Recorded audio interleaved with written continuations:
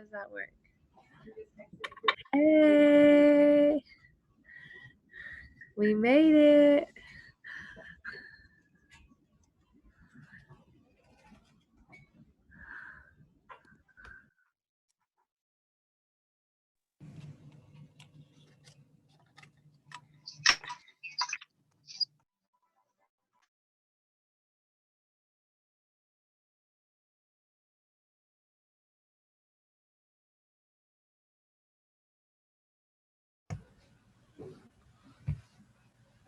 Porque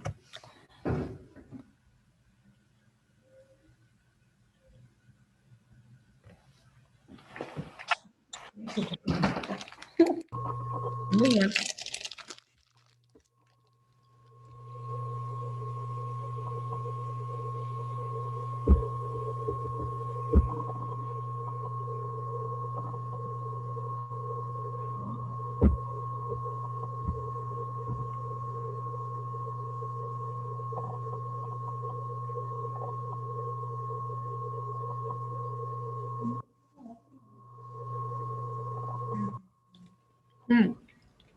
¿La del papel?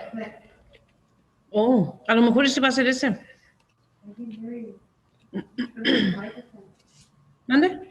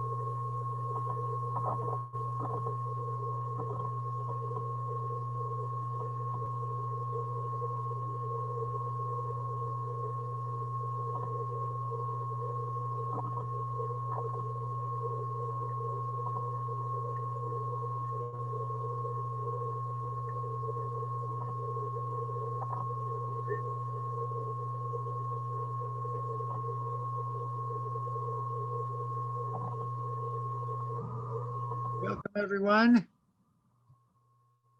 Once again.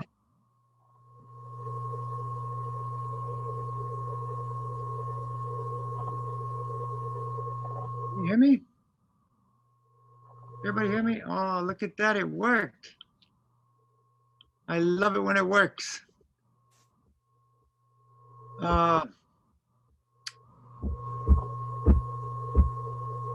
Great. There's everybody.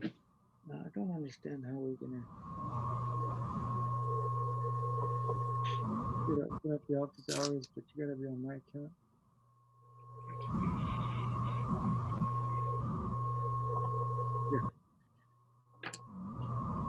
I think we're still missing a couple people. Can everybody hear those outer space sounds? We did that on purpose. That's the way it's supposed to sound, all right? I think. I'm still, Jose's still working on it. Yeah, Well, we could go to the next project. Yeah, if you can go ahead and mute your mic, that would be great. I think that may be it, some feedback. Mute my mic. No, Mr. Kurt, not you. Just the staff. Well, no, I think everybody's muted. I think. But yeah. It's a good idea to be muted. Oh, this is great. Now you can hear me twice, right? Maybe 3 times. Oh man, he took that off. That's good.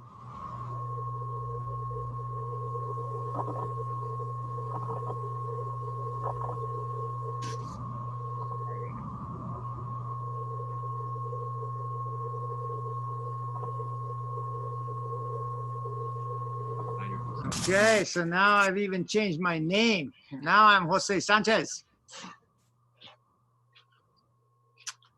It's Halloween, right? All right, I think we're ready. Now, this is the second project. This is also one of our top 5 projects ever. Oh, Rachel's already got hers. She's got her little handle on it. You don't need the handle, but the handle enables you to launch your own rocket. This one works very well with two kids, where one kid holds it and the other kid smashes it.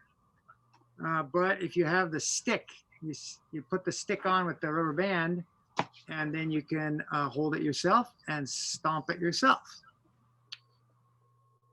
All right, now usually, maybe in the past you have seen we build a rocket that goes on the outside of the tube. We wrap the paper around the outside of the tube, make a little cone on the top, a little fins on the bottom. It's a little bit more elaborate project. But for these, your kids don't have hot glue, and that's more complicated without the hot glue. So we got these. Can you shut that thing up? Just turn the volume all the way down. We got the little rockets that go inside. Now that goes inside the tube, all the way down. So now it's a little bit like a bullet. It comes out, comes back out the top of the tube. All right, so the rocket's made of a little straw, and it's got a little piece of yarn taped on the back, and it's got, the very most important part is a little puff ball on the front, a little pom-pom. So you've got the, all right, here I am under the Greenfield CSW iPhone. You see the little puff ball there? That's so when it hits something, it doesn't hurt. Safety is first.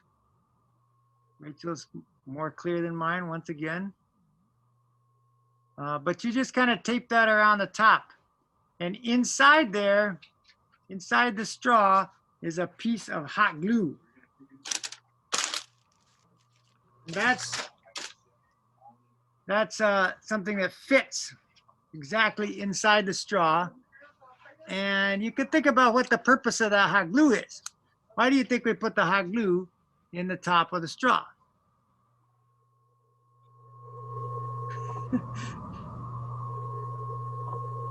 Well, let's think about how the thing works in general. When you smash the bottle, Momentum. the bottle's empty, right? Is the bottle empty? No, it's not empty. It's completely full of air. It's full of air. You can't see it once again, but it is full of air. And in fact, if you have hair, you can see when it comes out. It blows on your hair. You can feel it blowing in your face.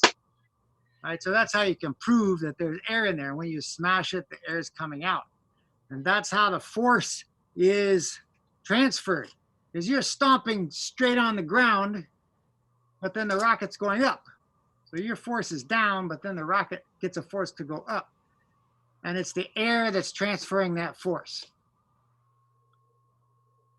So, right, it's the air coming out. So it's coming out of that. It's only one way out of that bottle, and it's through the black tube into the white tube, and then all of a sudden it gets to the top, but there's a little rocket standing in the way. So it puts the force on that rocket. Now, if the straw is not stopped up, if the straw is just open straw like this, what do you think is going to go on with the air? You think the air is going to push on the straw if it's wide open like that?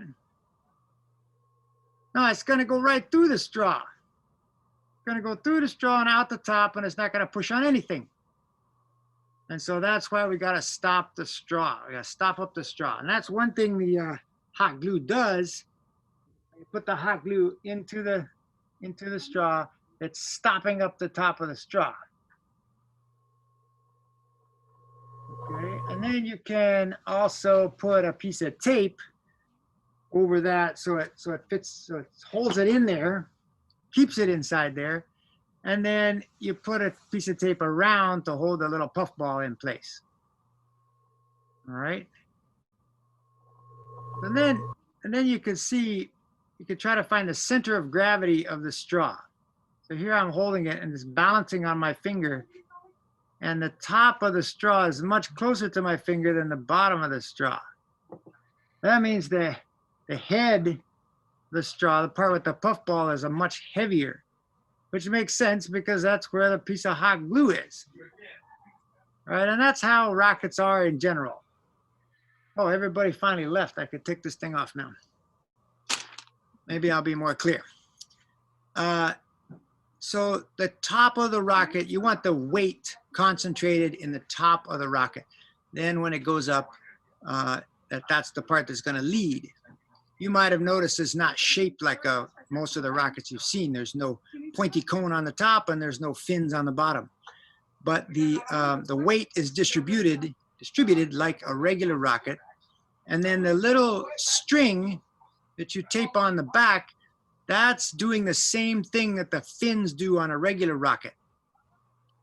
And what do you think that is? What is the point of the fins on a rocket? You could try to make one of these with little fins. You can make little fins out of tape. You can put one fin here and one here and one here. And then you'd have a really rocket-looking rocket. But it works just as well with the string. And that's because it's kind of a drag. It's a drag on the rocket. If it's moving through the air, that heavy part is going to go first, and then the part with the drag is going to go last. So you want the base of the rocket to have drag, and you want the front to have weight. In science and engineering, that's called the center of mass and the center of, it's called pressure, center of pressure. So the center of mass and the center of pressure. And you want the center of pressure towards the back of the rocket and the center of mass towards the front of the rocket. And then it's gonna work. So that's how we stack the deck. You just put that thing in the top and it's gonna work. Okay. Now you could cut this thing a little bit smaller if you wanted. You could tape two of them together so it's longer. You can decorate it. You can put two puffballs on one. You could do anything you want.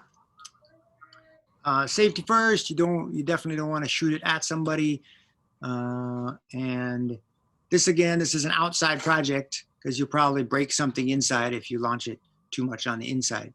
By the way, we gave you all bottles because we know you're overworked education professionals, but we're not going to give the kids bottles because we know they don't have anything better to do than go outside and look for an old bottle. So this is also a recycling project. Everything they got in the bag is what they need to build it, except they also need to find one more bottle. And it can be a big fat bottle like this, or it can be just a little water bottle like the ones you got. Works both ways. Doesn't work the same, so you could compare them, see which one works better, the big bottle or a little bottle.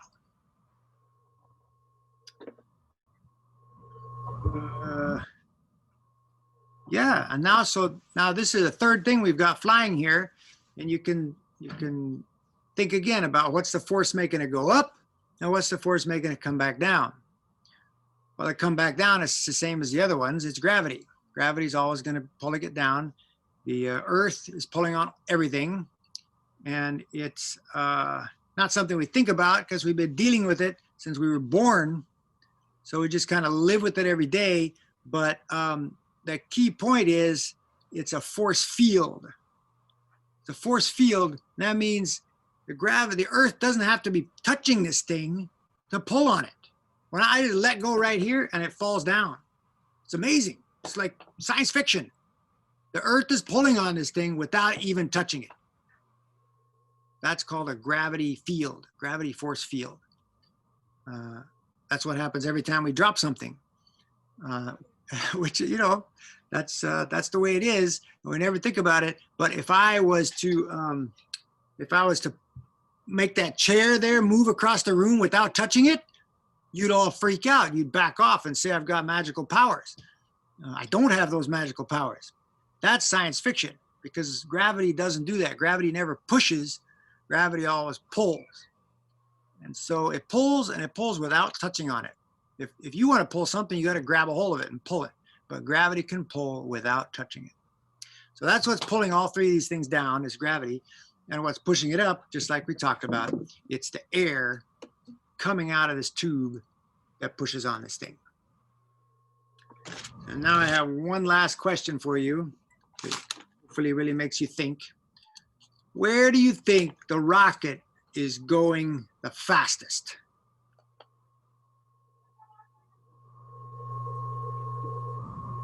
I'm stomping on the bottle, and the rocket comes out of the tube, goes screaming up in the air all the way to high as it's going to go, kind of stops, turns around, and then it comes moving all the way back down to earth and hits the ground. Where in that little trip that it makes is the Back down highest? It's going On the its- fastest. on its way What do you down. think?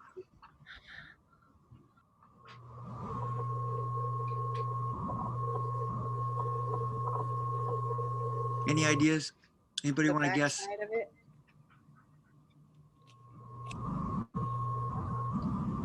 You're all just sitting there mute with little red microphones with crosses through them. The back end. On Well, the way down. Oh, Rachel, are you trying to speak? Oh, I couldn't hear you. I said on the way down. You're not muted, but I can't hear you. Huh. And furthermore, Jose's not got chat enabled. Huh. I think your microphone's messed up. Well, Rachel's got the answer. If you need to know anything else, call Rachel. She'll tell you all about it. No, we can talk more about it here. When this thing comes out, it's sitting inside there, right? Sitting inside there. When you stomp on it, it comes out. Comes out the top, and it's accelerating. It's accelerating from 0 all the way till a high speed right when it comes out of there. And then when it comes out, it moves away from the tube, and there's still a little bit of air coming out of the tube. But as soon as it's up to about here, then there's no more air pushing on that rocket. Because there's no more air pushing on the rocket, it's not going to ever go any faster. That's the fastest it's going to go right there, right when it comes out of the rocket launcher. Okay? So actually, this is not so much like a rocket as it is like a bullet. When a bullet comes out of the gun, it's going as fast as it's going to go right when it leaves the barrel. And then everything else makes it go slower. It's encountering the air resistance. That makes it go a little slower. Gravity's pulling it down. Pretty soon it hits the earth, or it hits something else, and that slows it down. But it's going as fast as it's going to go right here. This is not like a real rocket.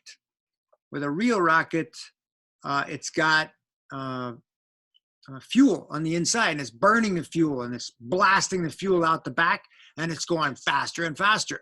The higher it goes, the faster it's going. The more force it's getting, the more acceleration it has. It just keeps on going faster until it gets to either where it was going or into outer space. Okay, so we call this thing a stomp rocket, but it's not really like a rocket. It's much more like a bullet, or it's like a ball. When you're throwing a football, it's the same thing. You throw as hard as you can, and the minute you let go of it, that's as fast as it's ever going to go. After that, it's only slowing down.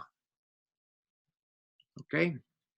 Now, I said it was going to go up, and it's going up all the way to the top. And when it gets to the top, if you manage to shoot this thing straight up, exactly straight up, when it gets to the top, it's actually going to stop. It's going to stop going up, and it's going to start going back down. It's going to change directions.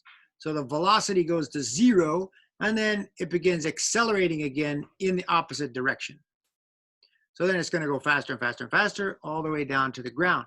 Now, when it comes back to the ground, if there was no air at all, when it got back to the ground, it would be going the same speed it was right when it came out of the launcher. That's the symmetry of the situation.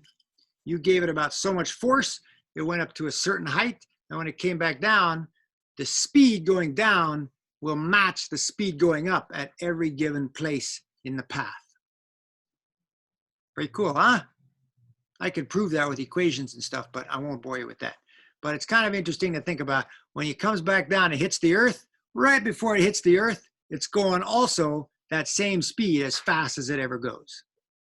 If you stomp it harder and it goes higher, well, then when it comes back down, it's going to be going faster. Now, I said there was a caveat there. That's if there was no air. There is air, unless you can find a way to get to the moon to try this. there is air there, and the air will slow it down. So on the way back down, it's going a little bit slower because it's going through the air. If you launched this thing from an airplane and then it started down towards the ground, it would not keep on accelerating until it was going the speed of sound or something. When it gets going about so fast, it's got so much resistance from the air that that it reaches something called terminal velocity. Terminal, that's not like it's going to die or anything. It just means that it's not going to go any faster. It's got so much air pushing on it that it stops. And when you watch skydivers, the skydivers jump out and they're like this, whoa, this and there. They're accelerating for a while, but then they hit terminal velocity and they're not going to go any faster. And they've got this big suit that's holding them back. It's made to create more friction with the air. And then they do all the interesting things they do at terminal velocity.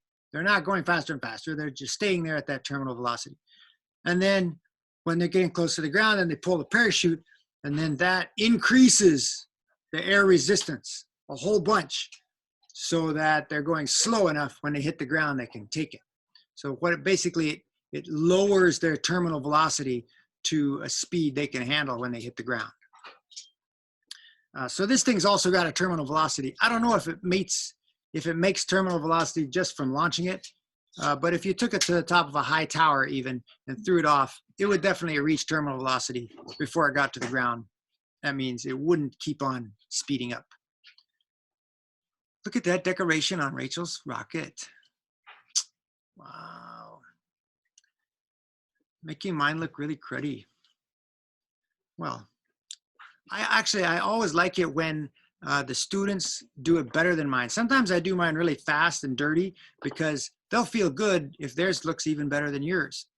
And for reals, a lot of times they end up being able to make it. They have little fingers, little nimble fingers. Sometimes theirs will turn out actually working better than yours. So don't be embarrassed. You know, that's what we want. We want the kids to figure it out and be happy and learn to build stuff. That's what we want, and that's also part of the science standards, next generation science standards. There's a whole dimension. There's three-dimensional standards. You know, one of the dimensions is engineering and creating and building. And so anytime you do stuff at the science workshop, you're taking that area into consideration and educating them on that. So this is real stuff. It's fun, it's exciting, it's interesting, and it's also required. Okay, so those are the 3 projects, and we got the 3 videos that you can watch. And I just showed you how to do that one. There's another link. I think I sent it to Jose. I don't know if he sent it to you. If you look up paper helicopter, there's a whole bunch of places that'll show you how to do different versions of this. One of the best ones, the Exploratorium. Yeah, of course, the web is waiting there and all our kids are connected now. So once again, encourage creativity, go to find more information and explore the best we can at a distance with a mask.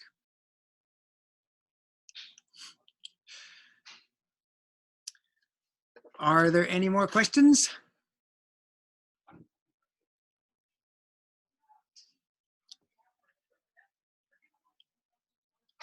Kurt, can you hear me? I've got a question. When is it that you are planning to do the first ones? When we've got number 3 and 4 finished, we were going to bring them there today, but then we thought, wait a minute, not number 3 and 4, but we've got the first 2 done. We're going to bring them there today, and then we've got the second ones almost done, but we don't want to mix things up and get them confused. So what's the date that you want the number 3 and 4 delivered to your schools? Kurt, can you hear us? Wow, I can't hear anybody, huh? You're unmuted. You say yes, say Can something. everyone else hear me? Here, I hear you. Yes. I can hear you, yeah. Yes. Okay. Okay, great. All right. So I'm thinking, Kurt, if it's okay, we can have the site administrators discuss when they're going to be implementing that, just because I think everybody's probably on a different wavelength when it comes to implementing, and then maybe they can share with you when would be the best time to deliver the other items. Would that be fine? Absolutely. We can do it on a school by school basis. Sure. All right, that's great. So I'll send out the follow-up email to the administrators, and then the administrators will follow up with the site leads, who then will follow up with Greenfield Science Workshop, okay? Okay, great. And about the materials, we are highly professional at packing kits now, having packed 35,000 kits since the beginning of this pandemic. And every single kit has every single part. We've never missed a single one. That's not true. So if you find a kit maybe that doesn't have everything, they come 100% guaranteed. All you have to do is let us know. We'll bring more stuff to your school. We can even bring it to the kids, and the kids can come here. Kids can come here any day, but they can also come at our open hours, which are Wednesday, Friday, and Saturday. Wednesday and Friday after school, it's 2 to 5. And then on Saturday, we're open 10 to 3. So they can come and get the parts they need, and they can build a whole nother one that they want, bigger and better, and you can use anything we've got here. So there's that. Meanwhile, the only thing they really need that they might not have is scissors. And scissors are so useful that I think we should have given every kid scissors before we gave them laptops. But they're only $1. You can get them at Dollar Tree. So maybe encourage your kids, this is the beginning of your toolbox that you're going to be using to build everything that you're going to build in your life. You got to have some scissors. If your family doesn't have them, you can do it. You can save up your Hot Cheetos money and get some scissors, and because we're going to use them for almost every activity. We also have the office hours, right? I can send the link to the site leaders. That's right. Jose points out that we have office hours in addition to our open hours. Now on Fridays, that was the other Zoom that's conflicting with this one. Every Friday from 2 to 4, we have Zoom office hours. And that's to help with all the different kit projects that we've got out in the schools. And you guys could call in, your students could call in too, and we can help you over Zoom. Jose is going to get you the links to the office hours as well.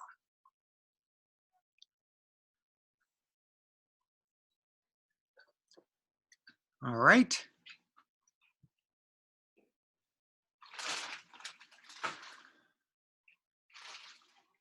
Well, I think that's it. That's all I've got to say. Have a great time. Thank you so much, Kurt, and Greenfield Science Workshop for everything that you do for us. Awesome, awesome job. Know that I'm going to follow up with an email for you all. I'll send an email to your site administrators, and it'll have all this information that Kurt just shared with us, like the office hours, the hours for the drop-in time for students. It'll have all that information for us. So stay tuned. We'll provide that for you. Okay? Have a great one, everyone. Thank you, thank you. Great. Thanks so much, Kurt. Yep. Bye. Thank you guys. Appreciate it. Thank you, Kurt. Yeah. Thank you. Thank you.